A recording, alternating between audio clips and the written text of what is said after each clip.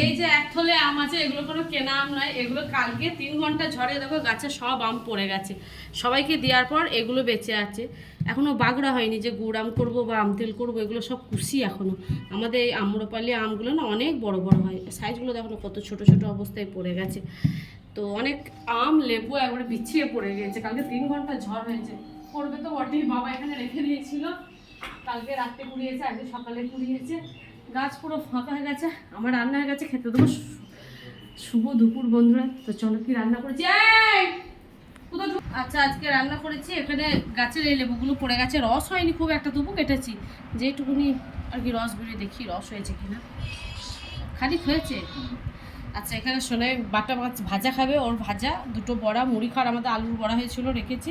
এখানে কলমি শাক ভাজা আছে, এখানে করেছি আজ শুক্তোটা দারুণভাবে বানিয়েছি, রাঁধুনি সর্ষে পোস্ত সব বাটা দিয়ে ভাজা মশলা দুধ দিয়ে বানিয়েছি। আর এখানে করেছি আমাদের মাছের ঝাল, পেঁয়াজ দিয়ে সর্ষে বাটা দিয়ে বাটা মাছের ঝাল। আর এখানে কালকেকার আমের চাটনিটা আছে।